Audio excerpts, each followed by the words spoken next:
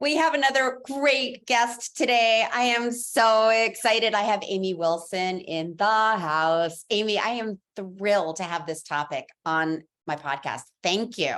Oh, thanks for having me. I am thrilled to be here and to give some knowledge to hopefully what your clients will be, or your listeners who are maybe a little confused about this subject. Yes, and you might be wondering, what is this subject? It's about our bodies and health and nutrition because, well, let me tell you about Amy. She is a board certified geriatric pharmacist, a certified fitness professional, and a certified nutrition coach. And she is disrupting the diet industry and helping her clients take their health back. Because we know when we're in the second half of life, things change.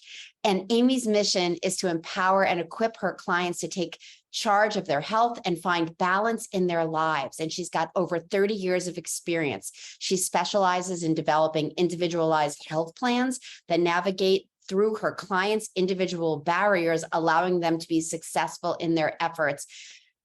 Big topic. People are struggling. I know I am, it's like my body's different. And I don't want to say I'm struggling because I'm at peace with my body.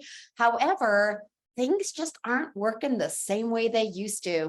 Weight is not coming off as quickly as it used to, goes on much faster than it used to. Exercise routines are different now. So I'm excited to kind of unpack a bunch of these topics. So a lot of people come to you and they've been dieting. I mean, God knows I've done a bunch of that in the early part of my life, and how dieting doesn't necessarily work. Why don't we just start right there? Like, what's your take on dieting and how does it set us up for some challenging issues at this stage of life? I get on my soapbox. So go ahead. That's why you're here. Soapbox allowed. a lot of us were probably Generation X, probably some baby boomers.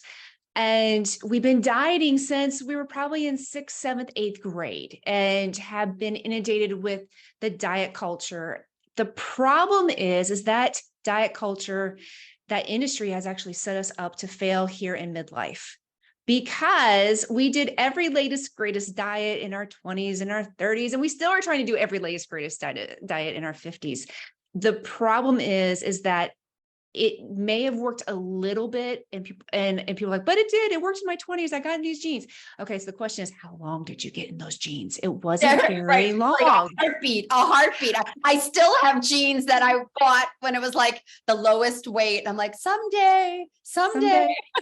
But here's the thing is, that emotion, we remember that someday, and we tie it to that was the epitome. It was the best thing in the world, but we didn't hold on to it. And the problem is with the dieting is that we actually kind of hurt our thyroid. We were using our muscle tissue for fuel. And so we actually decreased our metabolism. That's not what we want. So here it is in our 50s, we're saying, well, why doesn't it work anymore? Because even though we think our younger self was able to do these things, it really wasn't. It was borrowing from the future self. Borrowing from the future self. Ouch. And of course, when we're younger, we don't care about the future self. We're just like, I want to do this now. we don't care. We want the skinny jeans. I mean, how many of us went outside in the sun and just baked so that we would have this great brown? And now we're seeing age spots and wrinkles. And it's like, where did this come from? Things that we did in our 20s and 30s are now starting to catch up with us. But the good news is that we can reverse that. It's going to take some time, and it's going to have to change our perspective that we can no longer chase skinny. That just does not work for us anymore. It's now we're training for our second chapter. We're training to stay out of a nursing home is what we're doing. Yeah. We're training to be independent. We're training to be confident in our 50s. We don't have to worry about that little girl anymore in our 20s who was insecure. Now we're kind of blossoming into ourselves. And when we do that, and when we have the health along with it, the confidence comes along, the self-assurance comes along. And it's a huge snowball effect when you are healthy, and we're not going to get the major menopausal symptoms that we thought that we were destined to. And you may be going through hot flashes. You may be going through brain fog, maybe going through not sleeping.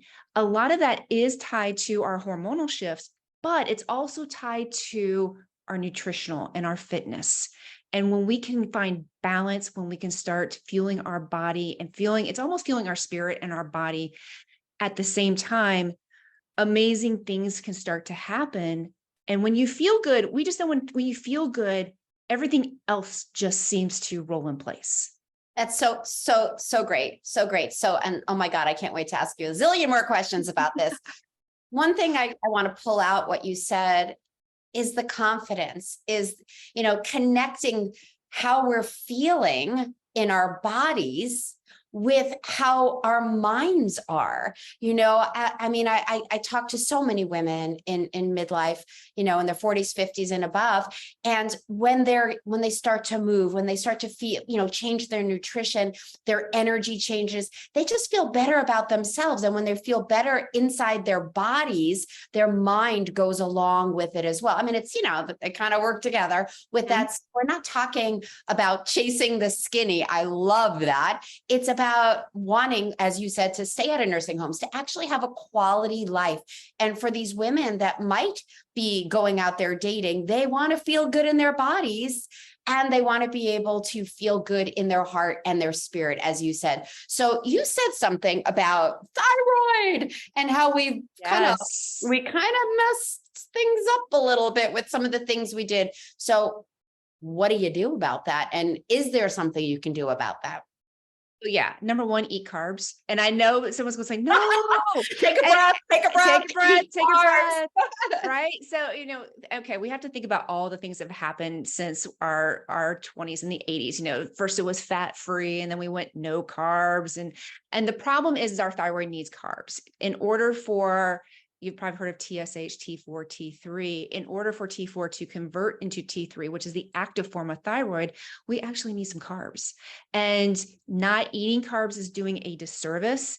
Our thyroid is kind of like our air traffic controller system. It's the one that makes things work and directs. And we need that. And even if you are on Synthroid or levothyroxine, a thyroid supplement, you still need to find the balance and not doing these extreme things that are actually hurting your body and not helping. Once again, chasing that skinny.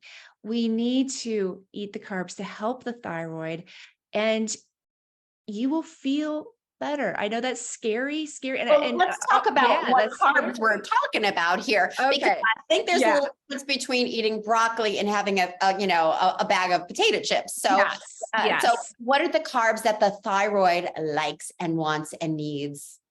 Let's just put it out there. It's real food. It is not the ultra processed foods, the Lay's potato chips. It's also not diet food. So it's not the food that you're thinking, oh, well, here's a bag of Weight Watchers chips. It's only so many points. No, that's processed. Your body wants fruit. It wants vegetables. Yes, it does want sweet potatoes and rice and oatmeal, all the things where it's like, and a banana. It does want a banana. It's like all these things that you've been told, I can't have that, but you really should. And what I hate is when someone goes to the doctor and my doctor says to cut carbs, but it doesn't tell you, they don't tell you what, or Yes. they say you need to lose weight and they don't tell you how or what's going on. And it's not all about, I don't even want to talk about really weight loss. I want people to get rid of the scales, because everybody's different. We're all different genetically.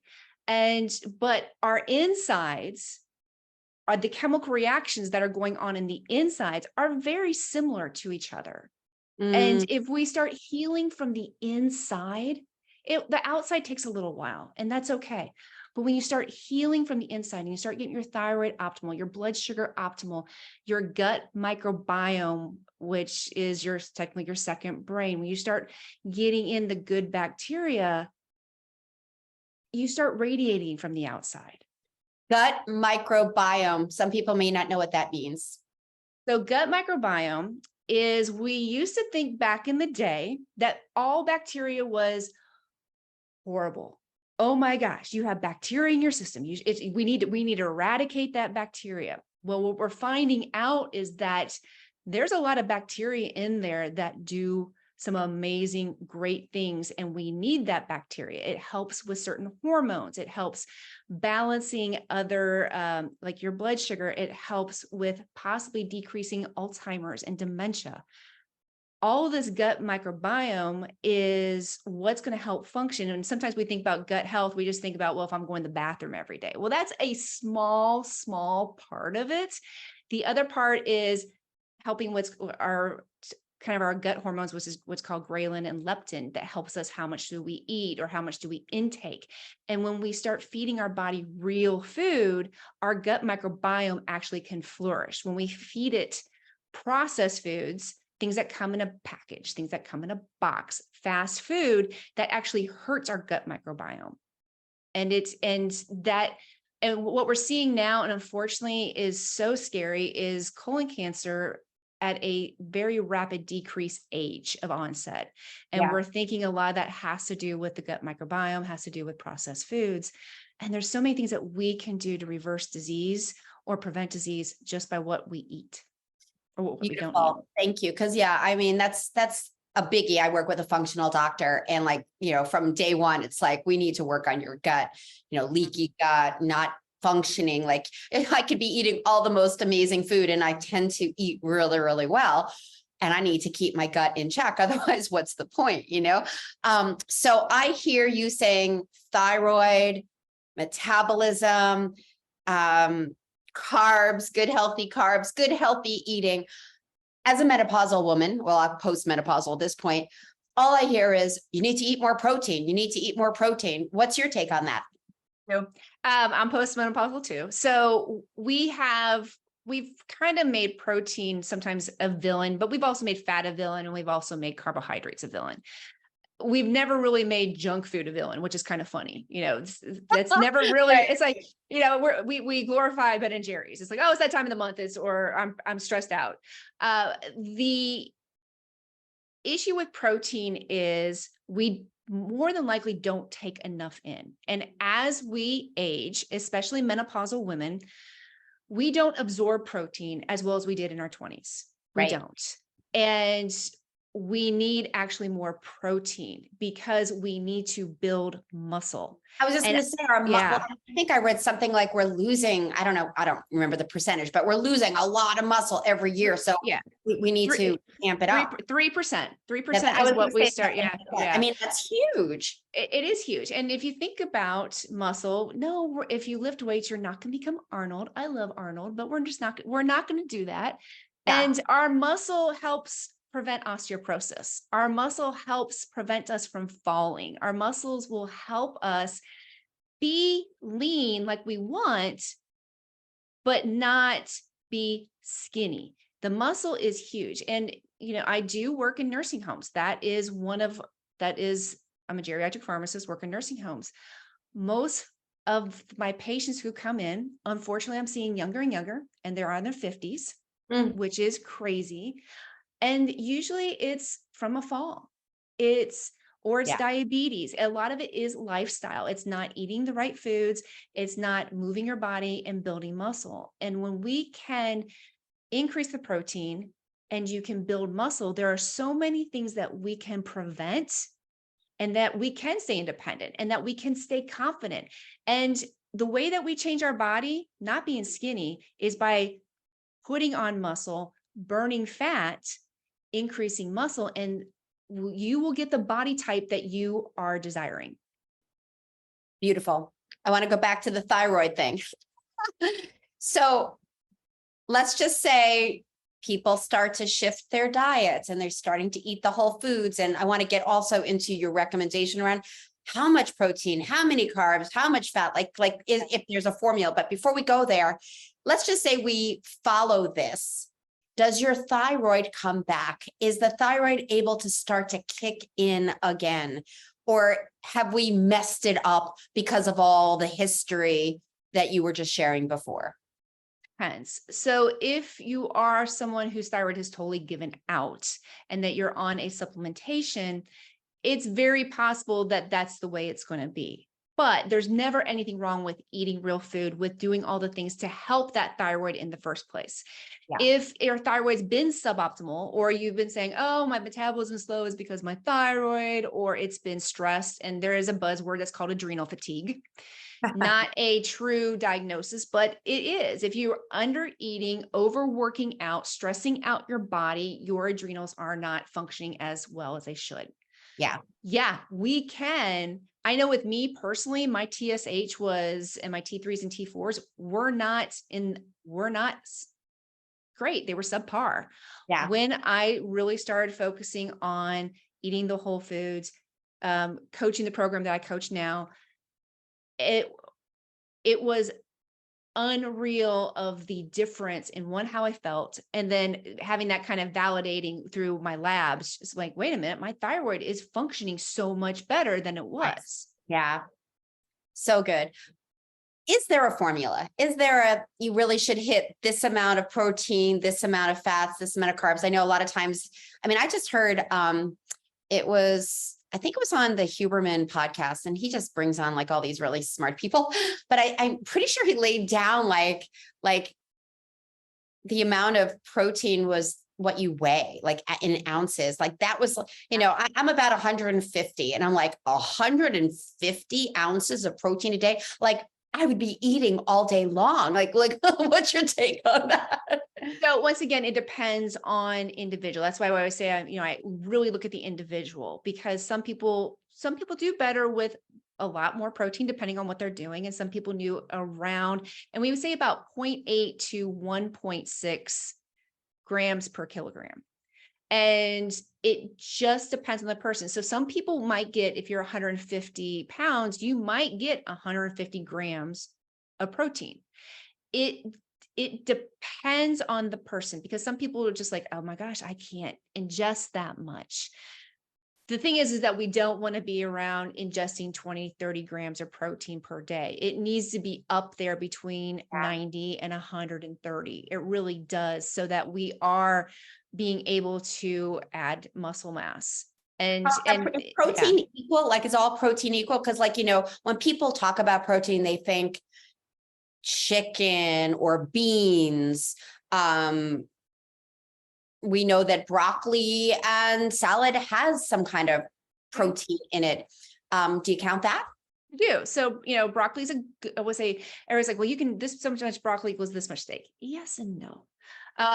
Broccoli does have protein in it. You have to eat a lot of it, but everything adds up. So if you're having chicken with some broccoli, you might be having some chickpeas on your salad. All of that adds up. The things that you have to be careful about is, and I have vegan clients, and we just have to watch how we're getting the protein. Not all the protein is what's called complete protein. It has all the amino acids. Right.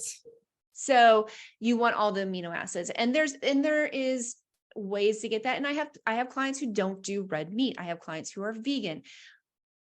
Doesn't mean you don't need protein. And we'll figure out the ways that you can need protein, because I'll have other people like, I can't eat fish. All right. So you don't eat fish, because if it doesn't work, if I'm telling you to eat fish, you don't eat fish, it's not going to work. It has to be individualized, and we have to get there in a way that it works with you. Yeah. Beautiful. All right. We're going to go on to a very hot topic, if this wasn't hot enough. There's a drug out there, a weight loss drug. Is it working? Is it a good idea? What's it called? What's your take on this new weight loss drug?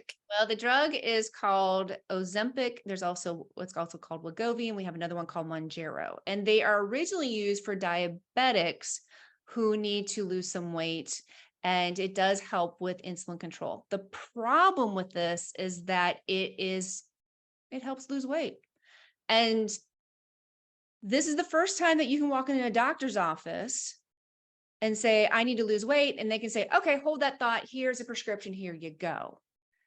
Because doctors are not, I won't say, I do have some doctor friends who have gone the nutrition route, but most in general do not have any nutrition training. They have nothing for weight loss. They have nothing that they've ever been able to give their patients. So now they have this drug that they can give. Here's the problem with the drug. It is a treatment, not a cure. So once you're on it, you're going to always be on it. The other problem is that it's not teaching you how to eat. It's not teaching you about nutrition. I'm going to interrupt you for a second. Yeah. So once you're on it, you have to stay on it. And once you Yes. stop it, then you gain your weight back. Is that the deal? Correct. And it sounds like exactly what we did when we were younger, which is stealing from the future, because it's a temporary fix and you're losing weight. But what are you eating? And are you taking care of your body? So Right. yeah. Yeah. I mean, it's that madness again, but if you want the easy button, and I hate to say that, but that's what a lot of us are looking. We're looking for the Amazon Prime. We're looking for, I mean, the scrolling on Instagram, on Facebook. Our attention span, sometimes I hate to say, as the attention span of a gnat. We don't want the long haul. We want the easy, and our body is not meant to go that fast. Our body has chemical reactions. If you are not fueling your body with good food, with things that are helping your gut microbiome, and now you're taking something that is causing you to not have an appetite, yeah, you're going to lose weight, but you're also going to lose muscle. You're also going to look older because you're not fueling your body, because you're losing muscle. And we don't know about the side effects that are going to happen in 10, 15, 20 years. Yeah. Yes, I'm a pharmacist. There are reasons why some medications are absolutely necessary. But if we can do something without medication, because I don't care what it is, all medication has side effects. Yeah. Especially if you're going to be on it forever.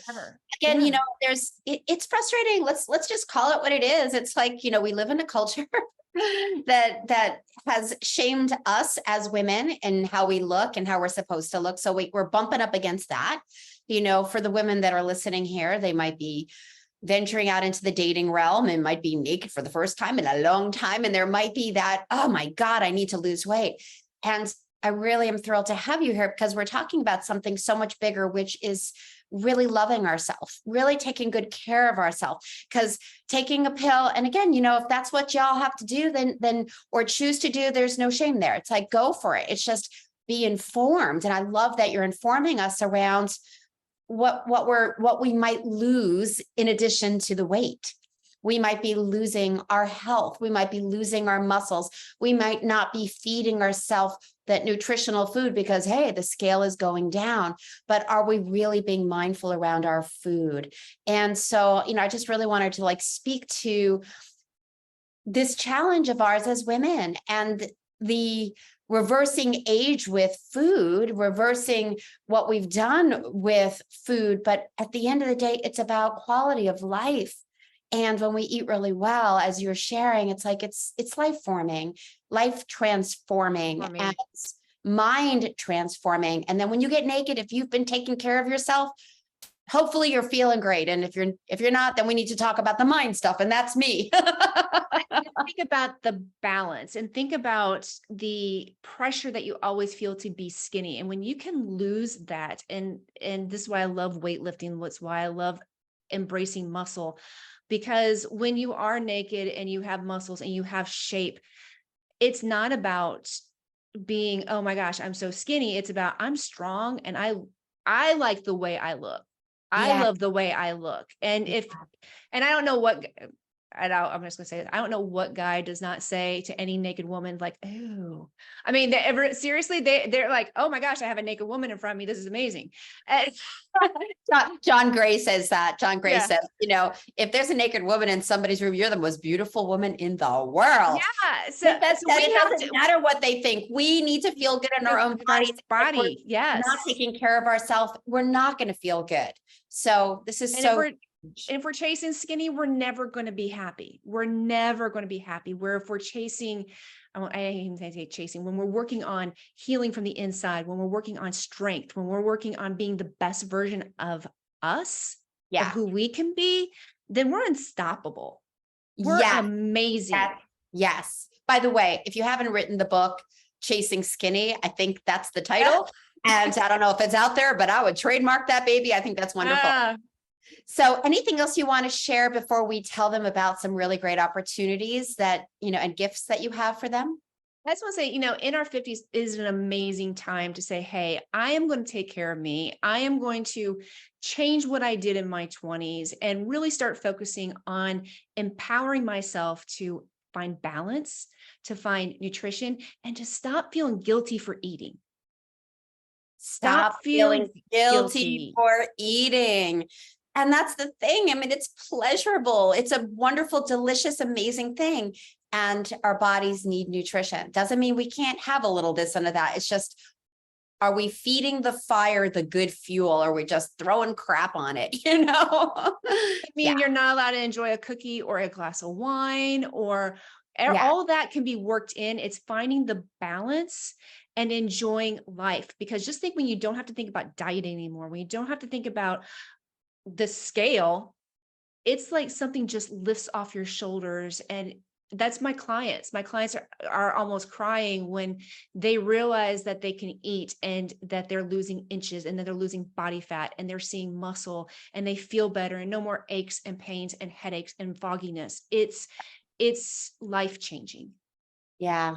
So speaking of life-changing, you have some very wonderful opportunities for this woman. Tell them about the 30-minute free consultation first. There's something else she has to offer you. Oh, yes. So if you would like to get on the phone or a Zoom call with me, you are absolutely invited to sign up for a 30-minute. It's free. There's no gimmicks. You don't have to come work with me. You could go to callwithamy.live. That's callwithamy.live. And you can schedule a 30-minute phone call or a Zoom call with me. And if they do become a client, what happens? If they become a client, I'm going to send you a free package of resistance bands, because we talked about muscle, and resistance bands are the most portable, easy way to actually work your muscles.